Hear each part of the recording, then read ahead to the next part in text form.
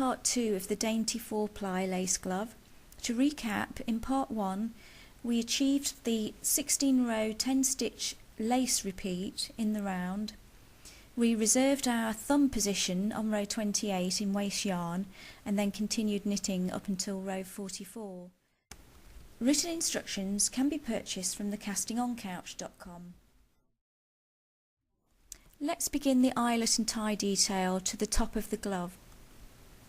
Using 3mm needles, you're going to create the eyelets by doing a yarn over and knit 2 together, and repeat that sequence throughout the entire round.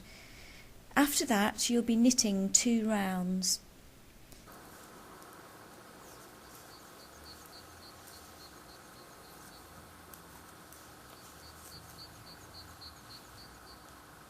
Now I'm going to get my needles in the correct position to start knitting the fingers.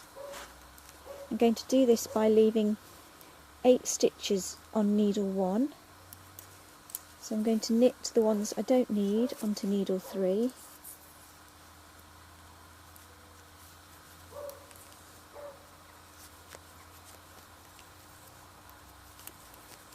Let's see. 2, 4, 6, 8, one more. I'm going to call that needle A. I'm going to go to needle 2 and separate another 8 stitches.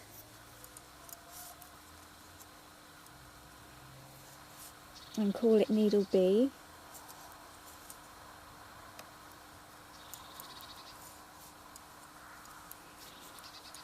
Now all the other stitches I don't need. Now I find it easier when I write my patterns using a circular needle to act as the holder. So I'm going to slip all of these onto a holder.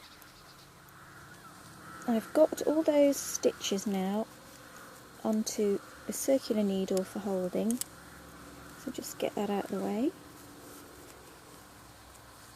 I've got needles A and B here. I've switched to my wooden needle, and I'm just going to knit across needles A and B and then begin working rounds. Now we're ready to work just the finger in rounds.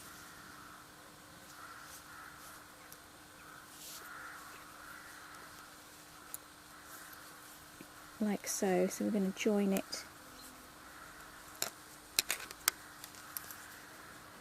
for the very first proper round here.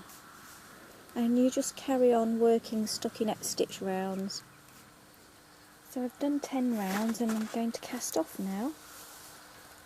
I've done 10 rounds plus that initial row as well, so that's 11 in total.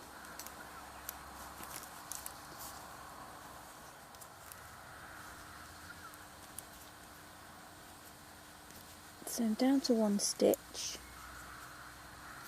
Now I'm going to go in a crochet style really, into that first cast off stitch, like so.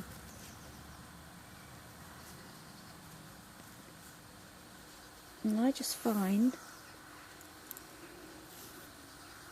that when you've finished, it just gives a neater edge to your work without a sort of sloppy gap.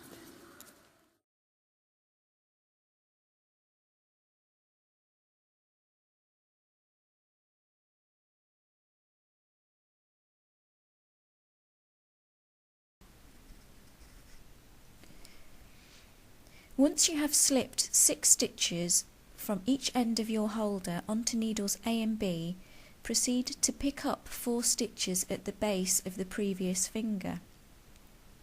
It's best to try and go through a previous stitch if you can when picking up the stitches. So I'm going to carry on and knit that initial first round. Then I'm going to even out the number of stitches so that needles A and B both have 8 stitches. What I've done to make the stitches even is I've knitted 2 from needle A so that I've got 8 per needle. So now I'm going to knit 10 rows.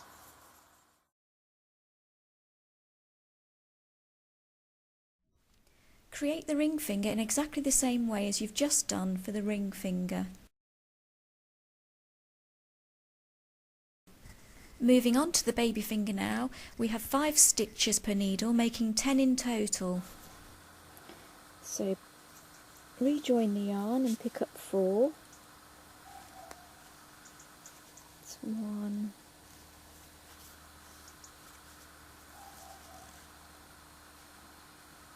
2, 3, 4,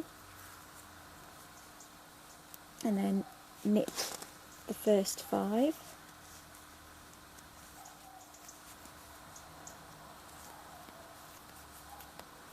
Oops. Just going to tighten up that rejoined yarn. Now continue to knit 5 for the second needle. After you've knitted 5, then knit another 2 from the original needle just to even out the amount of stitches. We've covered all the fingers. We're now ready to go back to our waist yarn section and create the thumb. Slip 7 stitches to the top and bottom of the waist yarn section onto 2 double pointed needles, size 3mm. Once you have the correct 7 stitches in place, we can carefully remove the waist yarn section. Pick up 2 stitches prior to knitting the first lot of 7 stitches on needle A. This brings in the vertical gap that was previously taken up by the waist yarn. Now do the same thing for needle B. So this will give you a total of 18 stitches to work in the round for the thumb. Work these 18 stitches for 9 rounds, and then row 10, do yarn over, knit 2 together throughout the row to create the eyelets for the ties. You'll then knit 2 rows and cast off. Alternatively, you can just do a plain thumb if you prefer, by doing stockinette stitch for 12 rows and then casting off. Don't forget, written instructions to this dainty lace glove can be purchased from thecastingoncouch.com. Thanks for watching.